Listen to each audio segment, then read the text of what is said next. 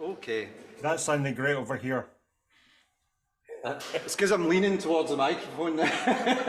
Can you see us? Yeah, as a group, I can see us. We should be all right. Yeah. So we've got pretty much a full house, which is good. Didn't expect that, but yeah, I want to welcome everyone here. Thank you for coming. I suppose we should start out with introductions. Yeah, okay, right. So, from my right, McRitchie. He's with me on this venture of trying to find out what's happening with experimental music in the UK. We've got Ruaridh, experimentalist from Ayrshire? No, is it? North Ayrshire. North Ayrshire. Yeah. Frazer, Rowan, experimentalist and runs Attack Release, which is experimental noise night in Block.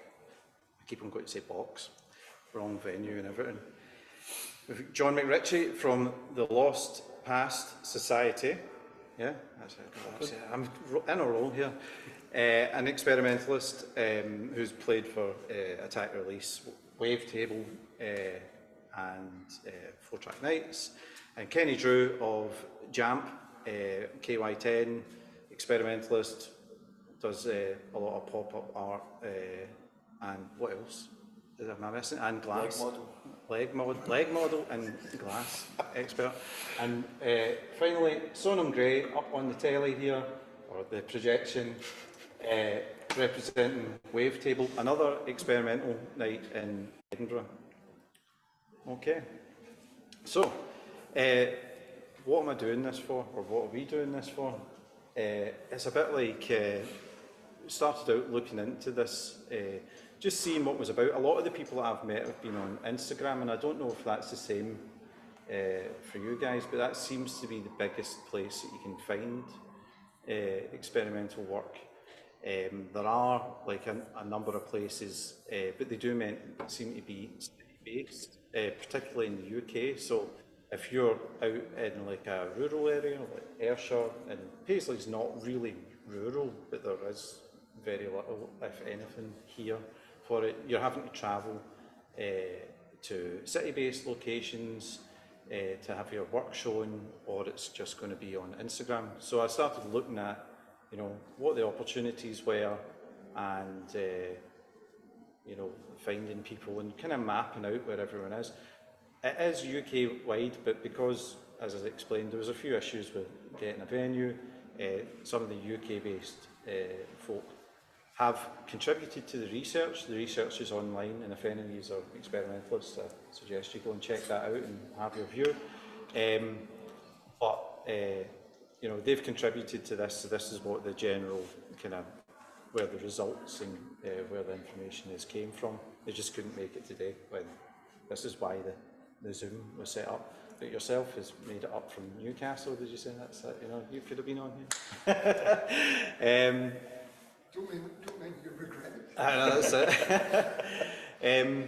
Okay, so let's say,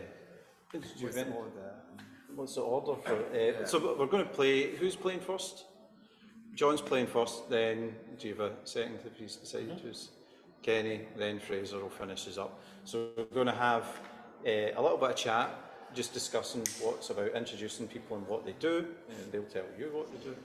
And then maybe about 15 minutes, and then we'll go on to do a set, and then we'll break. You can get a wee drink, have a wee toilet break or whatever, and then we can have another bit of chat, get on to like where the opportunities, what's happening and so on, and then more sets of music, and then after that we can have a wee Q&A. I don't know, did you bring the box wine? Is that it? We have box wine for those who aren't drinking, right? We're keeping it classic. Or there's coffee and tea and biscuits as the two drinks on the side here have found. So yeah, and then that's us. We wrap up before the shopping centre shuts and they all get kicked out.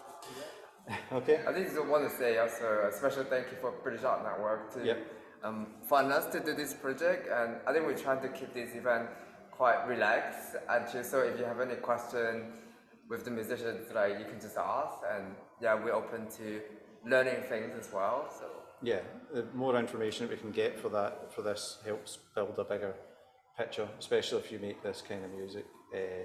And again, it wasn't initially set out as music based, it was music and visuals, but most of the people who I was tracking down for visuals just happened to make them. It wasn't something that they were into, they were more about the music. So, but there's maybe scope for expanding on that if you do like live visuals, if you're a VJ, if you do like experimental video or something like that.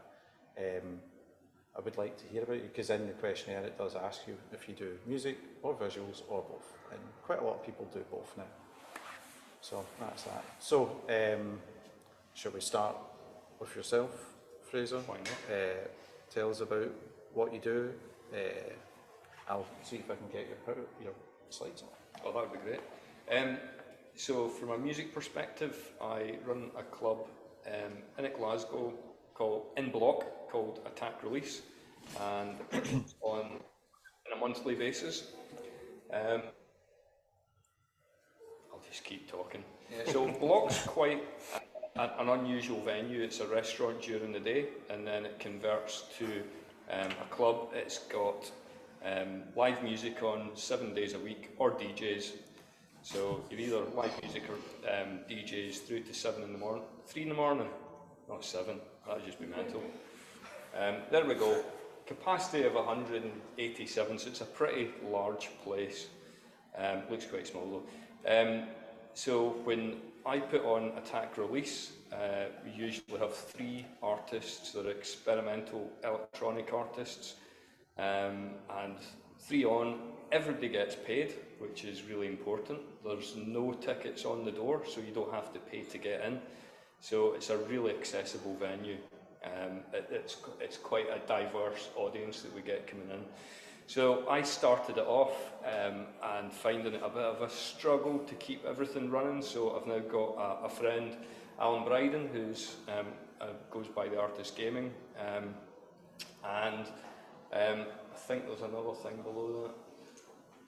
Ticketless venue, everybody gets paid. I've already covered that. So we get a budget from Block, effectively, to put on good quality electronic artists. This just gives you a bit of an overview of some of the artists that we've had on. Usually it just runs as itself. It's Attack Release. I bring in 3 artists a month. We've done 2 takeovers, which are absolutely fabulous. The first one was with Signal Sounds, where they decided who the artists were going to be. They curated the evening, and just recently, last month, with Wera Foxma, we did likewise. So the next event is on Wednesday, and that's with Lula York, TRSSX and Dissonance Network, and that gives you a bit of a feel for the variety. 2 of those acts are pretty heavy techno. One of them's really industrial techno, whereas Lula York, who's coming up from down south, is a modular artist that's really focused on sound, noise. I think she described herself as Spiegel meets Orchestra, which I think is pretty cool. So it's going to be a pretty diverse set on Wednesday night. From some of the images, we've the 3rd one in, Rebecca Urivna. She's from New York. She came over to play. Laura Sarah Haynes, who was the month before last, she's from Glasgow but lives in LA, and she was over for a short period and she was playing as well. So we get people that are local, Central Belt, but as well as that, we get folk travelling up from down south to play. Basically, if anybody gets in touch with me, and it doesn't matter if they're established artists or not, if they're playing interesting music, I'll put them on. Okay. I'll ping through the last couple of slides. I don't think they're in order. But Are they not in order? No. Oh well, I can deal with that. I basically use 2 channels to market. There's really 3. There's Facebook as well, but as you can see, I use Instagram and YouTube. The thing with YouTube is I record every set that plays. It's really high quality audio. The video is slightly more questionable, but it means that every act that's played, there's a really high quality output that we have of those performances. All of the stuff's on YouTube. I think we've got about 40 performances on there. Next one. Challenges of running it. About 87%, of the artists have been white males, which is not ideal. I think it's been about 12% of the artists have been female, only one non-white. The audience is completely different, the audience is really diverse, I'm delighted to say, but just the artists that approach, I don't know if what I can do to make the club more diverse, and I'd be happy to hear suggestions. The promo's a bit of a nightmare. It's a little bit better now that I've got someone else working with me. Making sure there's a steady audience can be quite challenging. As far as I'm concerned, I need to make sure that the venues get a lot of people in it, because people put a lot of effort into a performance, so I want to make sure that there's people there to see them. This isn't something that I do as my day job, and I'm also an artist, so it takes up huge chunks of time. The projector's a nightmare, sometimes it works, sometimes it doesn't. Can be stressful, but thankfully the way that Block runs things, I don't really have any financial stresses around this. I think there's one more. Yeah, some spin-off activity. We're working with a local radio station to do 3-hour live sets with those guys. Where I Fox My Records are going to put out an Attack Release compilation later, and we're also going to do a full release in November. So tons of stuff happening. I get no shortage of people wanting to play. I would like to open it up, make it more diverse. Sorry, that was a bit overly prepared, I think, for a loose and formal chat. This make me look like a shambles. Not at all. So, I don't know if there's any more slides here. No, I think the last one is basically just saying what next, and I'm open to putting on something that an audience wants to engage with, and so I'm open to ideas. We're doing the radio show, and we've got, as I say, a huge amount of high quality audio outputs that are anything from 20 to 40 minutes, so what can we do with them? Okay. John? My name is John. Since probably the kind of COVID time, I've made music under the guise of the Lost Past Society. Massively influenced by like older sounds, because I'm 44 and I remember things like VHS and whatnot. And I've always kind of been quite musical since I was 13. I played bagpipes, I've been in bands on and off over the years as well. And I found that I liked making music under my terms, so I thought if I'm going to do that, it's going to be a solo aspect rather than being a part of a band. And I think I've got a lot of musical grounding from playing things like guitar and whatnot, but I want to shift the aspect of how I made music to a more electrical setup, or electronica. And from that kind of sparked my first release, which was a kind of hybrid thing using computers and real synths to kind of generate all the sounds, put the tracks together and whatnot. And I hadn't really considered playing live until like probably last year. I went to Wavetable, which is a experimental music night in Edinburgh.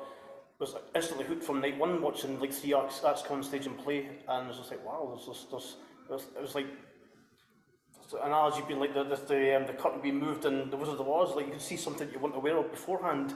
And I got plugged into this little community that was fairly local to me, and from that it kind of made me want to go and play a live show. So I made an inquiry. 9 months later, I got my slot. And in those 9 months, my gear that I was using to perform with completely changed to a single setup of a modular synthesizer, and that allowed me to go to Wavetable and do my first live performance, which thankfully went really well, because it's got the aspect, especially with the uncertainty sometimes of modular, of going horribly wrong. It's like inadvertently touching something, and it's like, what did I touch, or what did I unplug inadvertently? But from that, like the guys were saying, using things like social media, Instagram and whatnot, it's kind of allowed me to find other people such as Frazer. I'm playing at his night in October, and Chris did a live set here 2 weekends ago, wasn't it? Yeah, I think so. And you get regular DMs, or you start to see there's more people in your area that you weren't aware of, because sometimes it can be quite a sort of solo venture for a lot of people. Like we're all playing individually here today, so you know, if we weren't playing live or we weren't on social media, we'd be the best musician in our home studios, but without that level of interaction, of knowing that, you know, there could be somebody 5 minutes on the road that you could potentially collaborate with, or do something along those lines. So currently I've got a few irons in the fire of more live performances and I'm loving it.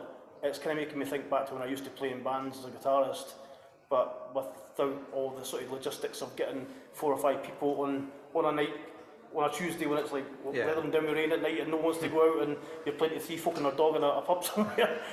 So now it's much more structured and I can kind of pick and choose as to what suits me based on what's available. It's kind of like a social type of thing. Yeah, very much so, and I've made kind of like a lot of like online friends, and it's good for Q&A a lot of times as well. You know, there's a lot of really smart people out there that know more than me for sure, and it's good to be able to kind of tap into what their knowledge is when you're doing things like maybe like designing a modular system if that's your thing, or maybe like recording. You might have an issue but your recordings just don't sound how you want. If you've met somebody who's a bit more in that field, you can sort of hit them up and say, oh, this is what I'm getting, would you listen to these and give me your honest feedback and so on. I really rate social media, but sometimes it's equally frustrating. Yeah. When you think you're putting out good quality music, I hate to use the word content, but that's how it's kind of been diluted into, isn't it? And then you see someone falling on their backside, it's got like 5 million views, it's like, a bit daunting. And they've only got like 10 posts. that's terrible, and one of them laughing at me. Yeah. And Kenny? My name's Keny Drew. I'm not really so much into I'm not a musician per se. I'm stained glass is what I do, and quite experimental though with glass. And through using that, I've ended up making comic books, which I started writing. And then with my neighbour next door, who is a musician, I don't really know how this started, but I made a tape loop and passed it to him.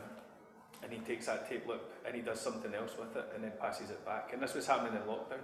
And even though I live in Crail, which is quite a small little village, so lockdown wasn't really that serious. So even though we could just go from door to door without being illegal, we kind of got into this thing of not talking to each other and just putting the tape through the letterbox. So these built up into tunes, and then I had been writing these stories about a buoy, a buoy that floats from Crail Harbour, and it is accompanied by a bipolar seagull, which is based on Odin's ravens, and they would just travel on the current. The buoy would see it from here, kind of in the water, and the seagull would be above, and they kind of go on these adventures and find horrible things, beautiful things, amazing things. And I had been listening to Oliver Arnold's, is that his name? Kind of composer guy. It's really kind of ambient, but beautiful piano stuff. And I had been writing to this and looking out the window at the sea. And as I was doing this, the guy next door to me had started this band called Gull Boy, amazingly, with a bagpipe girl from up north somewhere. And so when we realised we were doing the exact same thing, we just went from the tape loops to actually making albums and stuff like that with this fisherman narrating over the top. So still at that point I was only really contributing the artwork and the stories, and he was doing all the music. We started Jamp, which was a sort of a place for artists to come and kind of experiment. So our nights, initially you weren't allowed to turn up. So if you turned up and you already had an album, you couldn't play enough of that. You had to play what you were working on, or if you were coming to make something, it had to be something you were experimenting with. It had to be something unfinished in order to show the audience it. And the audience could just come and see what you're doing and tell you it's rubbish or it's amazing. Or they tend to tell you it's amazing. Nobody really ever says that's crap. To your face. Yeah. So through that, it ended up with me having to make the music sometimes because bits of kit were missing or something, and I just started making more and more, and it went from tape loops to... I didn't bring tape loops because my car's broken down, and I've just got some modular stuff, but it ended up, I bought some little digital things, and then I got more and more into modular, and now we work with modules and tape loops, and we run a night where the musicians sit behind boards, so you never get to see the musicians that are playing, and they kind of have to play for maybe 3 hours at a time, and it just starts by, they can't have anything prepared, they've just got to turn up and get started and see where it goes. And then we'll have artists on the board in front of them, and they will do what they do in situ, so they don't bring their paintings to sell or anything, they just bring paints and paper and get started with that. And the idea is that the audience doesn't sit like this and listen. Because we don't really want that sort of silent audience looking at you. The idea is the audience come in, they kind of hear the music, they either get caught into it or there's bits they just don't like. So they talk to other people, but the kind of people it's attracting are artists and musicians anyway, so it's creating its own kind of little weird network of people. And we're out in the sticks. I mean, we have no shortage of places to put things on, but there's just a shortage of human beings around the place. And internet, that's how I get lost up there, my GPS Yeah, went out. you're not going to find phone signals or 4G and things like that. So we're kind of, although, I mean, we're only 2 hours from here, 2 hours from Edinburgh, but it's almost like an island where we are, so it's kind of locked away. But that's working to our advantage, I think, because we don't advertise the nights, we don't do anything. People still keep finding out when they're on somehow, off their own back. And it's creating a good thing, whereas people aren't coming to see a show, they're just coming to be part of a thing, which is working well. I think I maybe rambled there. No, that's fine, that's like a good ramble. A ramble. Hi, so I'm Ruaridh. I guess I'm an artist, although that's like quite a pretentious title to give yourself, but I work started off in sound, and which we'll talk about in a sec. I make films now, write, and do various other things. Basically, I spend my whole time trying to pair the million ideas that I have down into something kind of meaningful, and that means that I do an awful lot of things all at the same time. So I started off about 25 years ago in a band called the Marsha Blaine School for Girls, which is an electronica band that we had middling success with, put out a couple of albums, a couple of 12 inches, did a little bit of touring, and then from that went on to record stuff solo, which again had sort of what you call medium success, I guess, you know, so a couple of records, a couple of CDs. DJ'd in Glasgow for quite a long time at a night called Numbers, which also was pretty successful, but was very straight ahead club sort of stuff. But as I was saying to yourself, I think earlier on, this was in the day when you would have nights like that would be at the Sub Club or the Art School in Glasgow, and they would have the sort of music and art that we're talking about just now at the start of the night, and that would be something that would be all part and parcel of what people were there to see. And it's quite a regret, I think, that doesn't really happen anymore. And then I moved from recording solo albums to working with other people, collaborating on various different things. I played live quite a lot over the years in the UK and in Europe. Over COVID, so I was living in Paisley at that point, I had a bit of a, decided I was going to sort of reframe stuff. Started a streaming channel during COVID where, not just for music but for all sorts of live art, we'd go out to sort of low four figures sometimes, to medium four figures of viewers during COVID to try and give artists a platform. And then during COVID, started to make films for Repeater Books in London. And coming out of COVID, moved to the absolute depths of nowhere in Ayrshire, close to Keny. And now I'm working on, still doing music, still releasing music. I've got a split set coming out in a couple of weeks, but also publishing small press books and still working on films and trying to do as much as possible, not hampered by genre or format or whatever. Obviously, a lot of what the guys over there have said has resonated with me as well. I think the most important thing, and sort of the point of me being here, is to talk about building networks and connections, because everything that I do, absolutely everything that I do, comes about because of a network or connection that I've managed to make with other people. And things like this literal event, are a great example of that. Every opportunity I've had, or because I've reached out to someone or someone's reached out to me, believe it or not, it's not been mentioned yet, but Twitter, as it used to be, or X now, has absolutely been the most important creative tool for me, bizarrely. Maybe not what you'd expect, but I would say that probably 50% of my, making contact with people or talking about shared interests or whatever have come about through that. It's a great way to meet people who run labels. It's a great way to find out about funding opportunities or, arts organisations that are doing interesting things. At the Creative Scotland website, I know Creative Scotland come in for a lot of stick in terms of what they do as a body, but their opportunities website, again, is the other most important tool that I have, because there are always people out there doing things that are interesting. And I think the most important thing to realise, it doesn't matter where you're based, the interesting people doing the interesting things are everywhere. It's just that sometimes it takes that little bit of connection, which I think more than one of you has mentioned, to be able to make that happen. So I wouldn't have felt brave enough to start publishing small press books, which is something that just popped into my head, decided to do it, if I hadn't had the encouragement from somebody that I've never met, who's an artist based in Fife, who I've worked with on sound stuff. I wouldn't have started making films if it wasn't for the encouragement of somebody who had a platform for this, that wanted to do it. I think you need to stay humble in terms of these things, and I've had quite a lot of opportunities along the way, but every one of them has come about because there are supportive, creative people who just want to make things happen.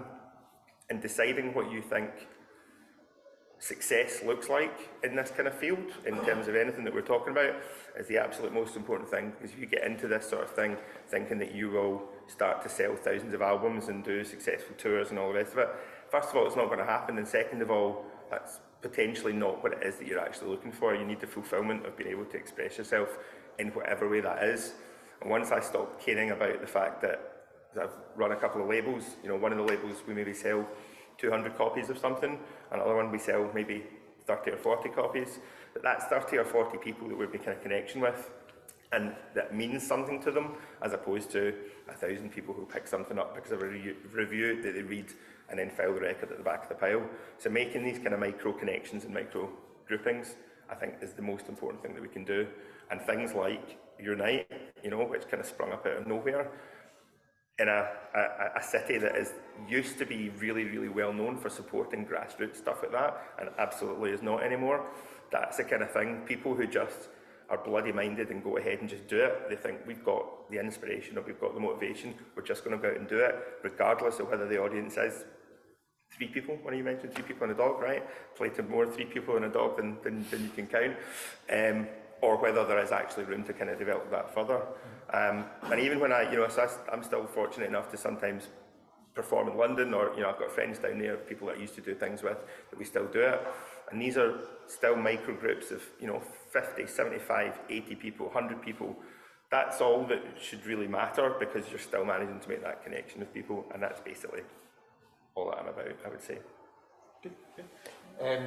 So now, Sonam. Yes. Can you hear me?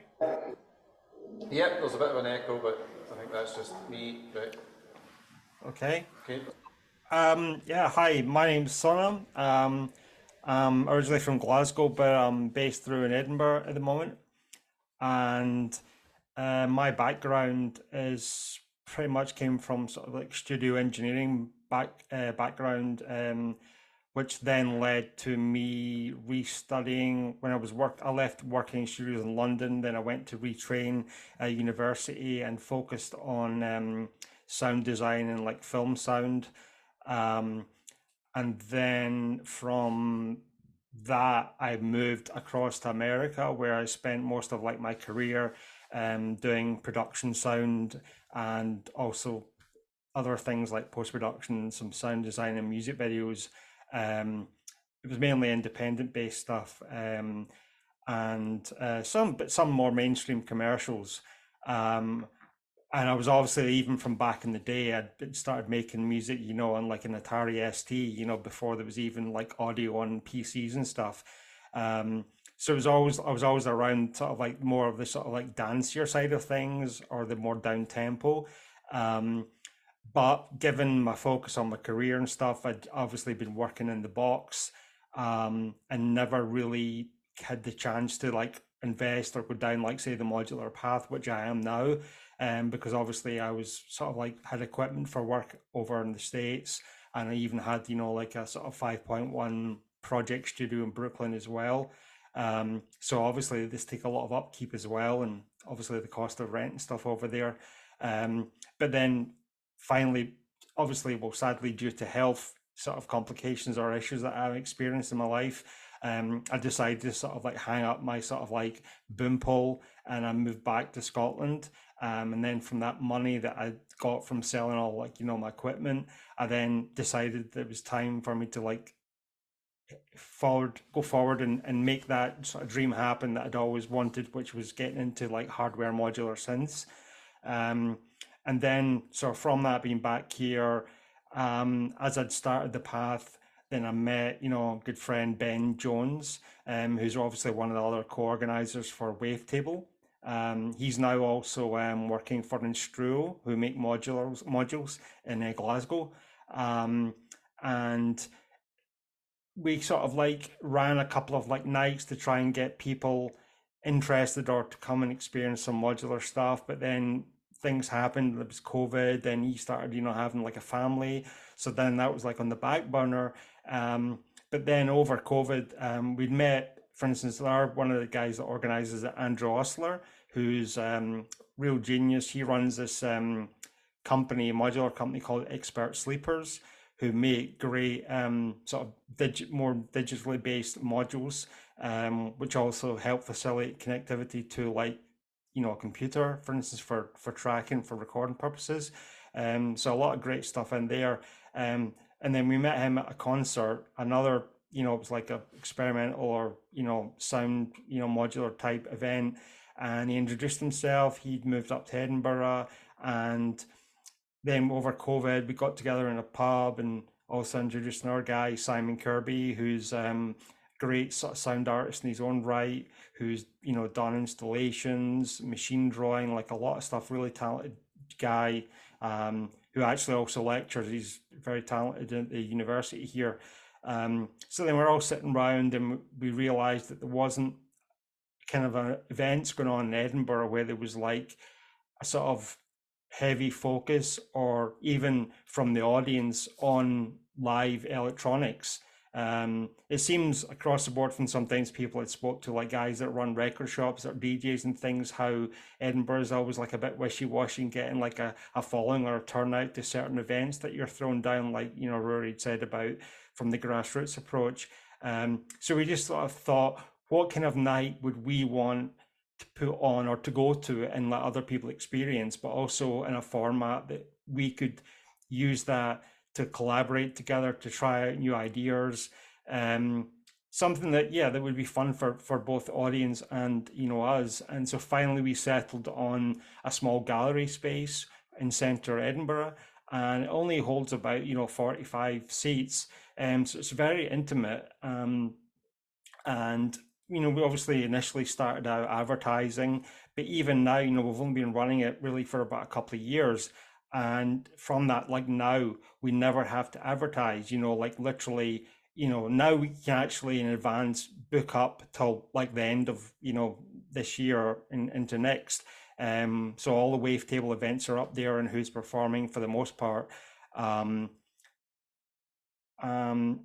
So there's that, but then also within that expansion and the sort of dedicated following of like a great audience, very diverse, inclusive, then, you know, and even talk amongst ourselves, but also amongst, you know, sometimes audience members about, oh, maybe it's time to go to like a bigger place, this, that, and the other.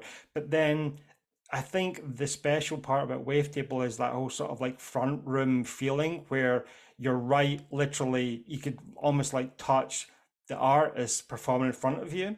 And I feel like that intimacy, that specialness, which we all experience with music, I mean, it's totally different from being in front of a performer who's right in front of you that you could almost touch versus, you know, you're like a quarter of a mile away at the back of like a stadium seeing people perform live. So I think that's something that we very want to keep and encourage, especially, you know, with obviously things that are of nature on the experimental side, the more ambient sort of side where it's not, you know, just like you're going to like dance in a club and you want the pounding sound system and all the rest of it. It's a different oral experience that can, you know, touch you quite deeply. So yeah, so basically that's it, and we've got when we started off initially, obviously no one really knew what we were about. So we were doing stuff ourselves, and then people that we'd asked that were friends that we knew of and stuff like Frazer, and then lately John played. We've got like a wide gamut of people that are coming, you know, so we have like musicians, artists in the audience that are kind of up and coming, you know, that want to have a twinkle, and they get the opportunity if they want to put on something and be a part of it. And then the other side, we have like really, you know, famous artists or that are really talented or came across, like for instance, the girl Laura St. Ayres that came from LA came over to play at Fraser's night too. And then we had Lara Jones, who's quite a big artist now, started her tour night at Wavetable. She wasn't using obviously modular, she was more based like using live on a laptop. So we have a gamut. So I mean, we've had so many different kinds of options and things pudged together. We've had like an upside down bike playing a bass guitar, you know, we've had like a contrabassoon using, you know, like guitar pedals, and then you'd even think like vibrating stuff on like a snare drum. And you know, then we've had like a full-size harp in there, you know, people using guitars, vocals, DIY instruments, you know, like more experimental stuff, laptops, like I say, other MIDI hardware, drum machines, and then through modular, semi-modular, even like synth racks have been dragged in. So it gets quite hectic, you know, considering the size of the space. And then when people bring in these like huge ass rigs and stuff and all the wires, it's quite a novelty. But yeah, it's going really well. And like I say, we're booked up until like right through next year. So yeah, so people reach out, you know, we've actually got a guy coming over from Australia later this year who sadly was wanting to play before, but he couldn't come over because he had like a health issue that he had to go and get seen in the emergency room. But he's planning to make his trip back over, and he was definitely wanting to play at Wavetable. So I think, yeah, it's just like it's going really well, and I don't want to really alter that sort of chemistry by going, for instance, like in a bigger venue, then you've got like a bar, like sort of situation with Block, where you've got like that noise or that distraction, where the audience maybe aren't really getting into the music, whereas we've got like a sort of bring your own beer policy type thing, so people come and usually, I mean, it's like you could hear a pin drop during the sets, and the only thing you'll actually hear is like a few people popping cans thereabouts. But yeah, just generally, I feel like the alchemy of what we've set up is really good for artists from all ends of the spectrum. You know, starting out right up to, you know, virtuous performers. So yeah, I'm just proud of like sort of like being a part of that, you know, and yeah, hopefully it'll continue. Thank you, Sonam.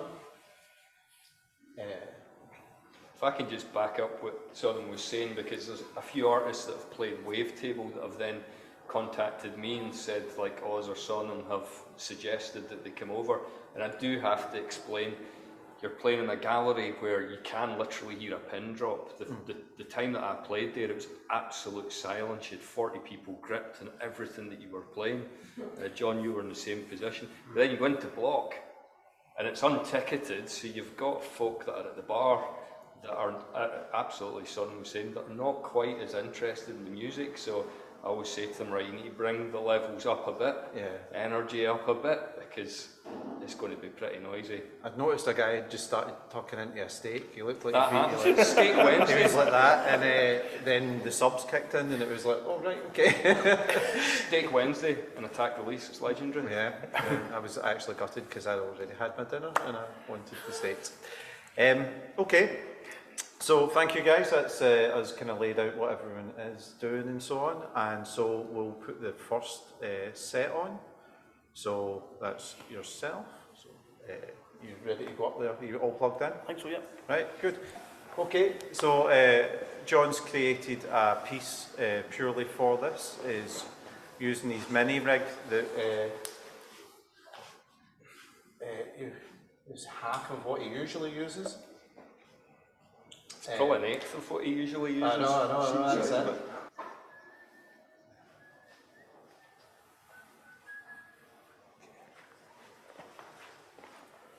just to point out, Lou had said earlier, at the point where Rory mentioned one man, their dog, Lou had said that their dog was watching as well.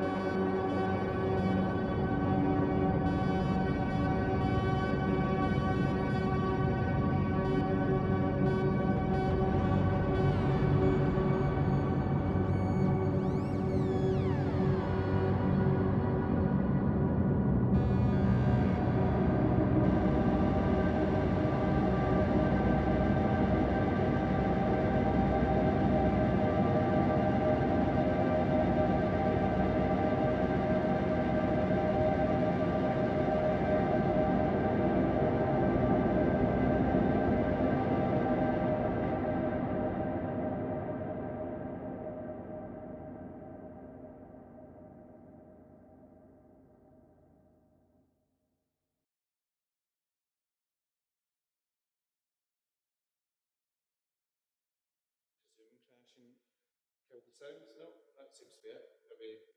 Yeah, thumb up. Right, okay, good. Right, oh, and you can hear me now, so let's just turn that down. Okay. Yeah, where was I? Yeah, so it seems that, like, even in that genre, there's it's something that people do as a kind of pastime, but they're really passionate about it, and there is a community, you know what I mean? But I suppose what I was looking at was, like, how do you create more opportunities for people to show off their work, or maybe even create more communities? Something that you were saying was like diversity, and I have been thinking about, like, how do people get into this? Like,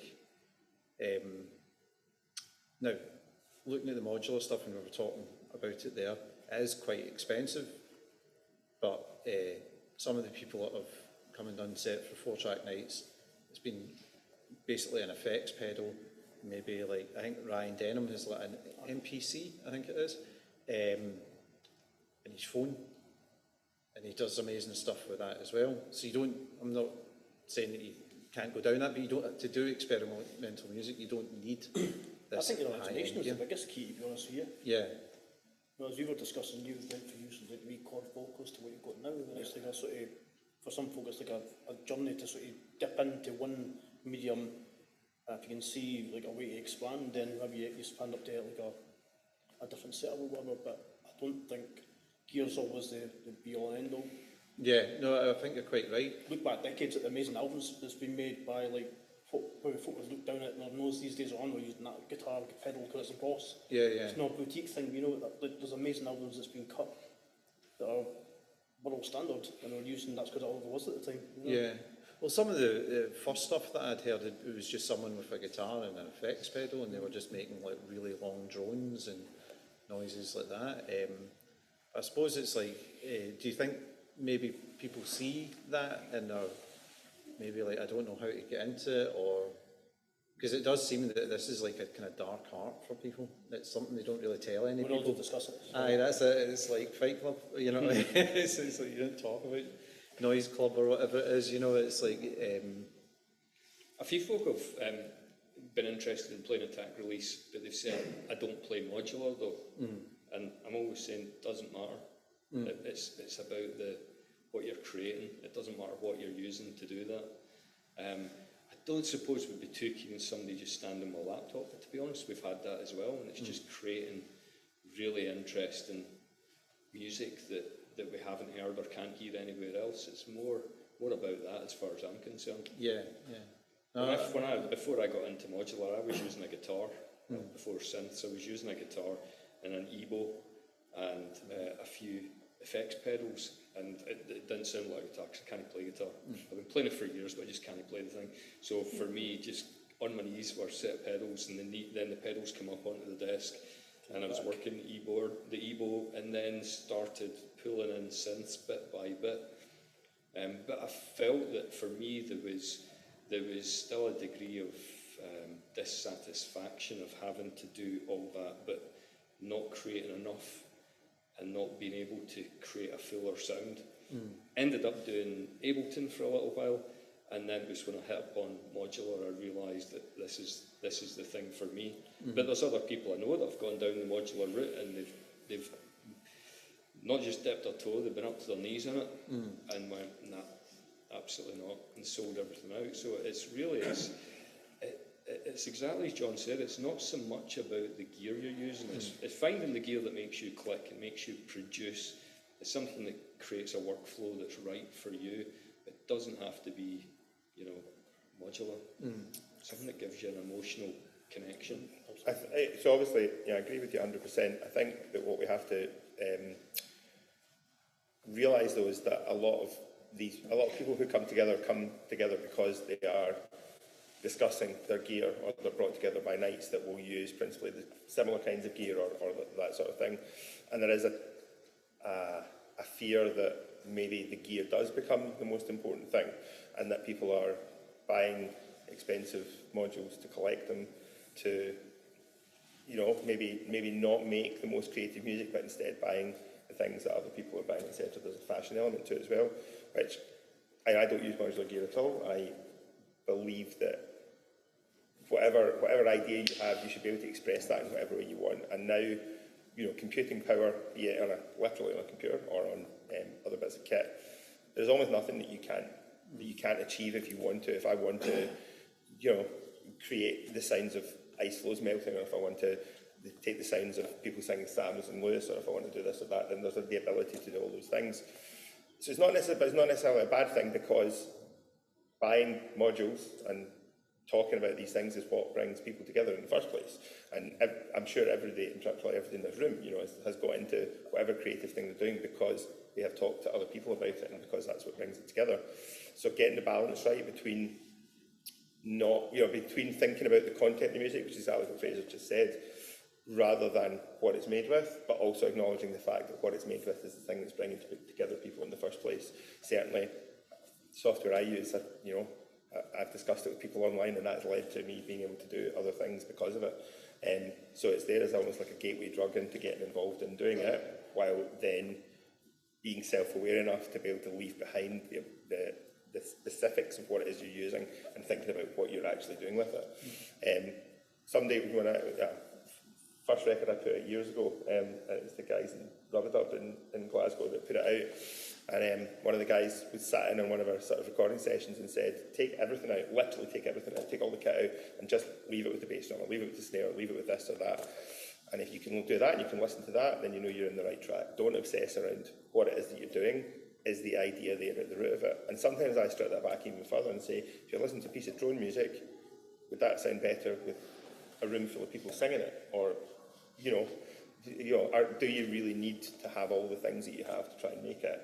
Is that you obsessing about the function rather than thinking about the content of it? Where do you usually meet these people?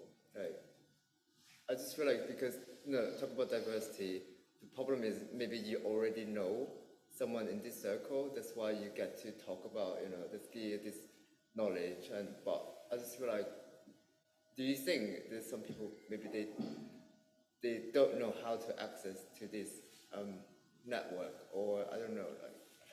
I think one of the things is a bit of a shame, and obviously you were talking about like noise, not the noise scene in the traditional kind of 90s tape underground sort of way.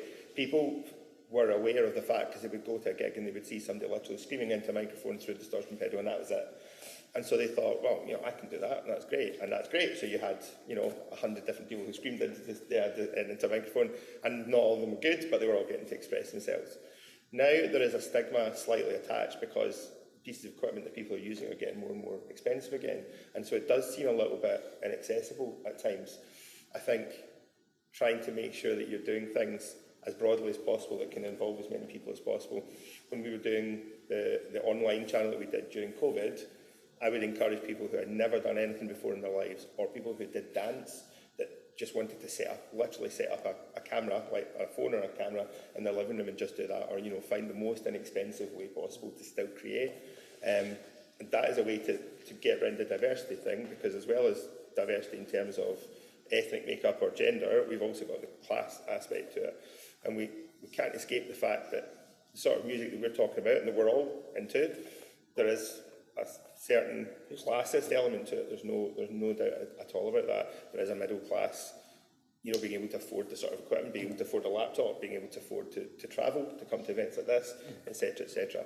And making it accessible to people who don't have those avenues is really important, but doing things online then becomes a really good gateway to that. Chat rooms in Twitch streams, or chat rooms on Zoom calls or whatever, become a way that people, it doesn't really matter what your background or what your, whatever it is, because I don't know whether your name is, somebody who's male or female or whatever. So I think that's probably the best way to do it, to make sure, to be open about how accessible it is.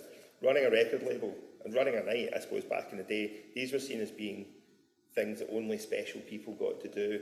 Running nights were what promoters who had thousands of pounds and shed loads of drugs and all the rest of it did, and putting out records was something that cost, again, thousands of pounds, and made it really, really inaccessible.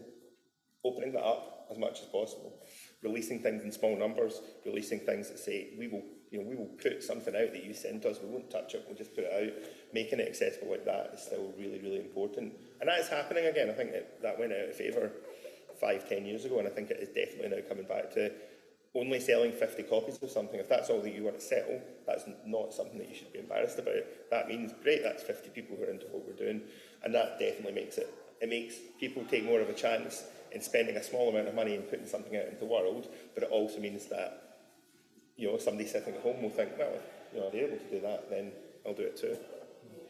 Sonam, do you want to chime on this? Yeah, I was actually just going to say something there that I've sort of revisited myself in my modular journey, is that now with the expansion, that there's just so many like different, you know, module manufacturers out there, from, you know, low level to like, you know, bigger output. What like a lot of people forget, and even, you know, you can imagine some of the people that come to Wavetable, you know, and they're curious to see your gear, and, you know, there's a bit of, you know, like chin scratching going on. It's like, oh, you got that module or whatever. A lot of people sort of like forget, if they want to dip their toe in it, that the original companies like Dopfer and other companies out there, you know, like Dreadbox from Greece, you know, that are making pretty cheap modules, and they don't sound like shabby at all. I mean, they don't make everything that you want. They don't make like loopers, samplers, whatever, but there's other things like with filters or utilities, things that no one's going to tell from your track, oh, that's like you used a cheap ass filter there, or this, that, and the other, because to the ear, they sound fine, they sound great. And sometimes, even in my journey, it's like I'll throw down the chips for like the main player modules that I want for my sound, for the main bulk of it, you know, for the tonality. But then for other smaller things like utilities or even filters, it's like, I think across the board, I've heard other people talking where they really sort of like are digging back into that, the original designer of modular, Dopfer in Germany, where it's like, oh, remember that one? That still does this, you know. And there's some classics out there, obviously, that people go back to, like their Wasp filter and that they just, you know, they designed sort of in a broken way. But anyway, yeah, I just feel that newcomers, and I think also it's like what Ruaridh was talking about. It's like there's a sort of social awkwardness that generally goes across the board with a lot of things, but especially in modular. And then it's like, am I going to be accepted if I don't have this, that, the next thing, or whatever? Or they think that's the way in to get their sound, you know. Even for me, a lot of things, it's like I'll hear maybe other artists and I'll be like, oh, I kind of like that, what they're doing there, and also curious what they're actually using for it. Sometimes you don't know, but other times you hear through the grapevine or like an interview, oh yeah, they're using this, so then I might add that to my system and be like, okay, this is getting me closer to the sound that I want to maintain, I want to have as my sort of signature. But yeah, as you were saying, that there's definitely like that sort of like elitist clubbiness perhaps about, you know, and some things that people can't really afford to, and then there's that kind of fear where I've had people come and, you know, they've been like, oh, I'm not so sure, I'm going to like connect it the wrong way and I'm going to break it up, and after I've spent all this money. But yeah, I just think it's just once you have an idea, and even in your journey, when you start off, you don't always have like the best of stuff, you know. Even when I sort of started off, you know, I just had like a tiny little box, but for me that was like the foot in the door, and it was like I was proud to say I own like 4 or 5 modules, and that was it. I mean, I couldn't really do much with it, but it was like my door into this club, this path that I wanted to, you know, go down. So yeah. Keny, you seem to use quite a lot of, well, apart from your modular kit there, it's like second-hand stuff, like 4-track players. So I would use more tapes, more physical big tape players and things to make loops, but as I said, my car's broken, so I have brought this. But my main reason for being on modular is the other option was kind of computer programs, and for me, I find that as soon as it's up on the computer screen, I stop listening and I start looking at the grid, and I start putting drums there and then this bit there, and it all becomes rigid and sort of in time, and nothing happens by accident. It's all laced out in front of me, and that's not because that's how I wanted it to happen. I've just put it in there, and there's these loops, and they're there, and it ends up being a bit stiff. Whereas I find with this kind of equipment, most of the things that I do, that I keep, that I record, are just things that have happened. So you almost have to, you have to play these instruments like almost like a traditional instrument to get things out of it. Whereas I found when I worked on computers, it just didn't enjoy the screen, didn't enjoy the rigidity of it. This, a lot of it is just happy accidents that happen, and you think, well, that's good, and you work out how that happened. Then you try and repeat that, and it never works. But you kind of, that's what I like about it, is the fact that it kind of does its own thing. You're in control, you're almost trying to control it as opposed to controlling it. It's doing things, and you're more kind of pointing it in the direction you hope it will go. For me anyway, that's how I use it. But I think that's what its selling point is. I'm also a massive geek, so I do just like modules. There's that. So I think we'll go into our next set. Was it yourself or was it me? Maybe need to nip to yeah, so do we want to take a wee break, 10 minutes, and you can nip to the loo, you can grab a wee drink of juice, or whatever we've got there, classy vino, and 10 minutes or something like that, do?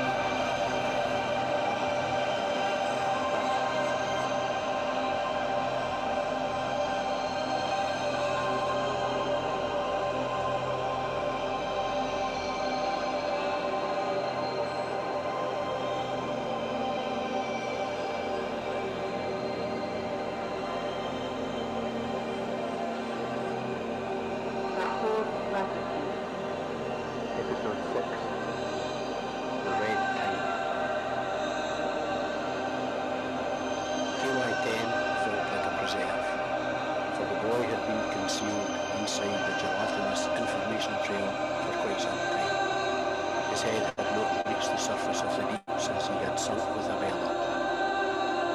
Everything Abella had learned now coursed through KY-10. Abella scared KY. He had not been in contact with many humans in recent history, and her experience was painful. From the start of her human existence to this point in her being, her memories were of pain, hunger and misery. Life in the rocks was hard, forcing her to peel herself from starvation to try to find longevity in human form. Her whole life she had been traded from cave to cave, forced to work in whatever way her masters craved. Sadly, she had become what she had learned, and for her last few days she had patrolled the Gulf with a group of rudderless youths whose moral compass had been warped by the oil magnets. From the moment she disembarked, her vessel KY-10 had released these memories from her as she began through her calm descent to the soft, ever-changing banks of sand that pulled at her from below.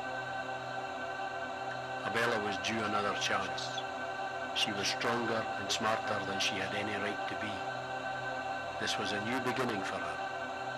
The slightest meeting with the boy had afforded her that. She would be returned, but not to the life that she left, and not to a life that would be as simple as that of a pilot. She was to take it all. Her return would be slow and painful, and her watery future complex and enlightening. He thought of her still as he accelerated towards the surface. KY liked this feeling of the salt water flowing through the yellow shell around KY and breezing over KY-10's peculiar feet.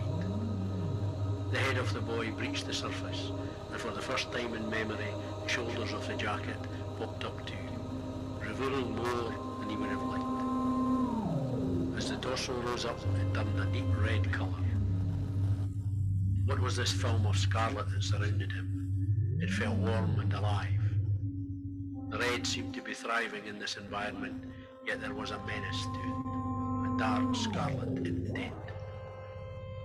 These organisms didn't seem entirely aquatic, for they had a taste of the land about them, a richness and a hormonal excessiveness. KY-10 suspected that there was some level of eutrophication at play, even this far out. The autotrophic phytoplankton are a serious part of the ocean, and their ever-present swirling presence can only usually be detected when their photosynthetic pigments are triggered, this time with cardinal consequences. It is the crustaceans who suffer most, drawing the red water in over their gills through their cilia, suspended there to poison the muscles in the gill before being expelled to carry on with their journey. The coral colour bloom slowly sucks the oxygen out of the water and effortlessly drains the life from the passing fish. KY-10 felt constricted by this red mist, but not in the comforting way of the jellyfish. The sunlight, nutrients and salinity of the water will decide when and where this bloom comes, when it hides and where it moves. Similar forces control KY-10's path, and they were now dragging him south. The red was disappearing, and the golden glow of the jacket beneath was starting to push through. The colour of the jacket was pretty consistent throughout its time, but the spherical skull and its infinite interior has started to go blue again.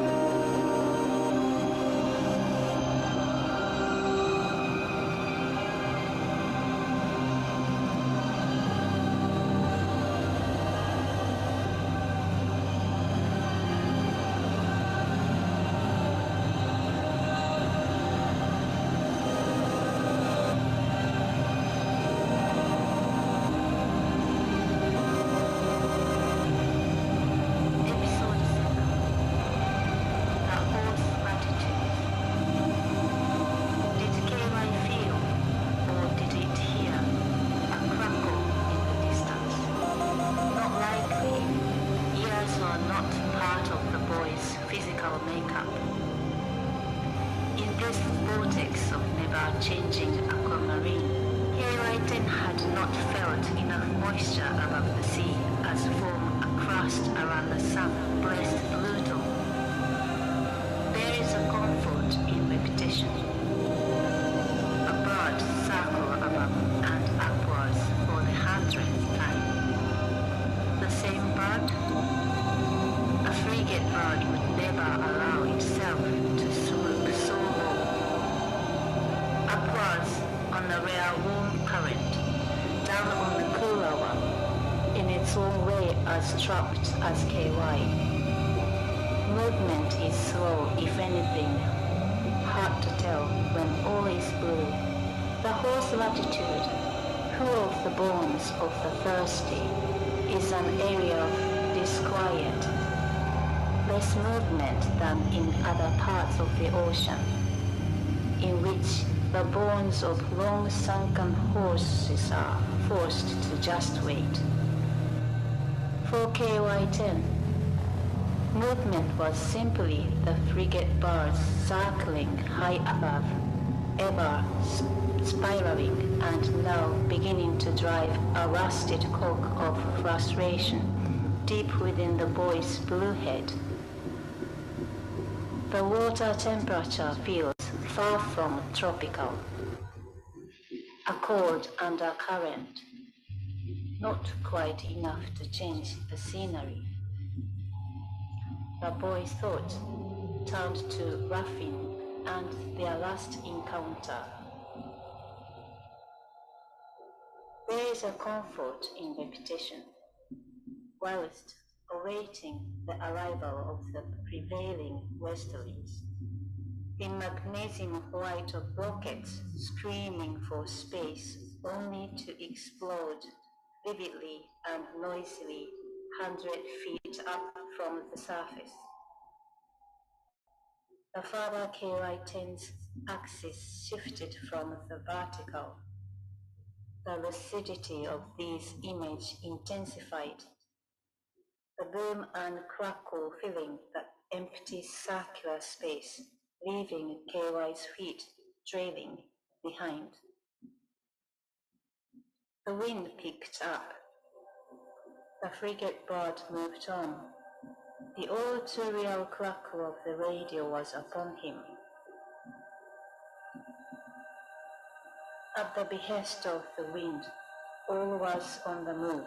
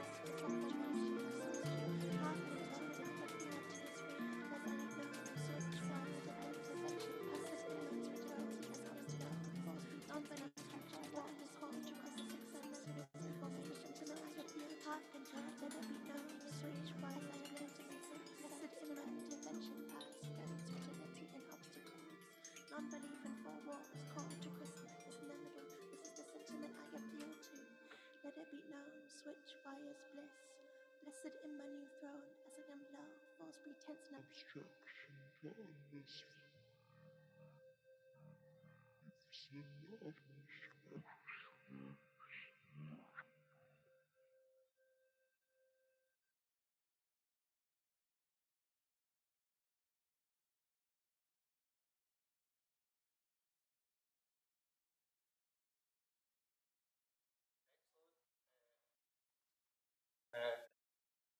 So that's pretty much it. Hope you've had a good time. I want to thank Sonam and all my other guests, and Maritz as well, and Indy for helping out, being the doorman there, and most importantly, you guys for coming along. I'm just going to end the stream after this, and then we mingle for like half an hour or so, finish up the tea, have some box wine and Oreos, and then that's about it, I think. Does anyone have anything they want to add? Can I add? Yeah, Frazer. Thanks to you, Chris and Reece, for putting this together, because it's a very unique thing. I think John and I were saying when we both came in and we did the filming with you in 4-track night, that's a really pleasant experience. It's a really lovely thing. Never experienced anything. It's not Didn't die. I thought it was coming into a kill room instantly. I don't know if you've seen next door. Doesn't look too good. But it looks fabulous. Like I said, actually, completely wrong. It's a fabulous place, and I wanted to thank you. Well, thank you. That's, I'm glad you said that. Yeah, I think being with that maybe we can organize something more kind of more. Yeah, maybe looking for like a quarterly kind of more of a social night rather than a not so much not about the music, but more like a networking thing. Does that sound more like what it is? So if anyone's interested in that, you can pop us an email and we'll get you on a list and send it out to you. It doesn't have to be here. Not in the winter anyway, it certainly doesn't want to be here. So maybe keep here for like warmer places. But if that's something people are interested in, that would be fantastic. Barely do this. No, I think something I didn't know what to expect. And you're experimenting. This very good. I'm glad that, and are you not impressed at how tiny this is? I am overwhelmed. For all you don't know, Alistair and Indy are kind of regulars around here, and I mean, this is like those shifted everything behind that curtain. But that's it. But yeah, thank you. One thing I would add, one sort of resource that I didn't get a chance to mention earlier on, but I wanted to. There's a fantastic charity organisation which some of you may or may not be aware of called Outer Spaces, and they organise for free, essentially, studio space for artists in rural areas and city centre areas, all sorts of places like that. But it's basically spaces that are retail or office spaces that are not able to be let by normal conventional businesses. I've just, to my great delight, been set up in an amazing studio space in Kilmarnock, which has cost me the grand total of absolutely nothing. Huge office space where I can't make a lot of sound because of the stipulations put around by the landlord, but I can, do all sorts of things. There's one in opening up in Greyhead on X8 or Into, whatever it's called now, which they've just put online. But it's an incredible resource for artists who want to be able to get space, to be able to just do stuff, to experiment, create, and these people are basically just organising to be able to go and use it, and they're all over Scotland. Some in cities, some not. So it's really worth checking out because it's a resource that people who don't have. I mean, we were talking earlier on about people maybe don't have the financial means to be able to get themselves into a studio or to get themselves in space to be able to create, or are maybe stuck in one room in a flat. But it just gives opportunity to do that. So I would really recommend that you check it if that's something of interest. Indy up there. I'm just going to add something as well. Doesn't have the money for equipment or music blog is a great resource where they have the soundboards and stuff that you can get home to the library, and so they're really stuck for money and listening to it That's kind of resources that would go well in a newsletter. Think about the newsletter. Guarantee it's easier than doing this. Well, maybe. Okay, so thank you everyone.